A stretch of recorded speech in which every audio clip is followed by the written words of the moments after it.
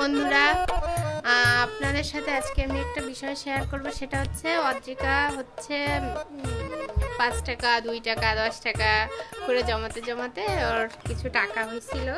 তো ও অনেক ছোট থেকেই, যেহেতু ওর এখন এই 5 বছর বয়স, ও প্রায় 2-2.5 বছর বয়স থেকেই টাকা জমায়। তো টাকা জমানোর পরে ও কালকে রাতে ওর বাবাকে বলছে যে বাবা তুমি এই টাকাগুলো নাও, এটা দিয়ে তুমি আমাকে একটা পুতুল কিনে দিও, কারণ ওর পুতুল খুবই পছন্দ।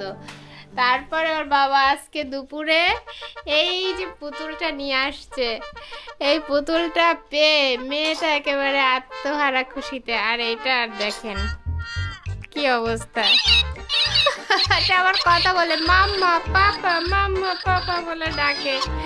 তো পুতুলটা পেয়ে অদ্রিকা তোমার কেমন লাগছে বাবা? ভালো। তো আপনারা কি আপনাদের বেবিদেরকে এরকম টাকা জমানো শিখান নাকি?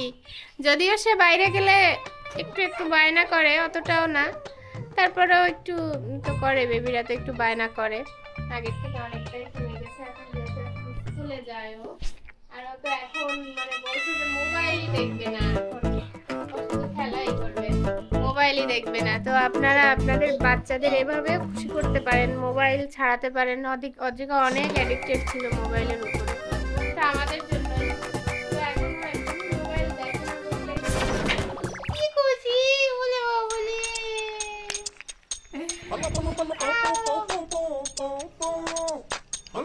বাবাটা বের করো। পুতুল আবার কথা বলে। আবার বের করো, আবার বের করো। পার্থিব,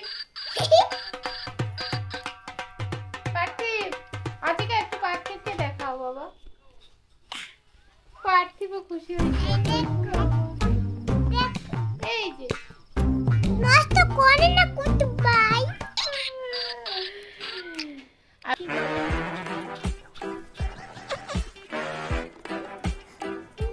দেখি, এই দেখো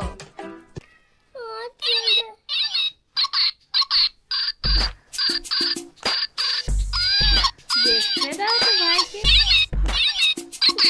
আবার পুতুল কিনে দিয়েছে। তোমার কেমন লেগেছে বাবা? গোবরো তোমার কেমন লেগেছে? আমার দিকে তাকাই বলো। আই দেখো, ওদিকে তাকাও। ও ভাই যাবে তুমিও খুশি? ওয়া, পার্থিবও খুশি। ও খুশি দেখো, ও নাচতে শুরু করছে। আরে বাচ্চাটা, আবারও তোলো, আবার তোলো বাবা, ওইটার ইটা খুলে। ঠিক আছে, আজকে এই পর্যন্ত, পরে আবার কথা বলবো। টাটা।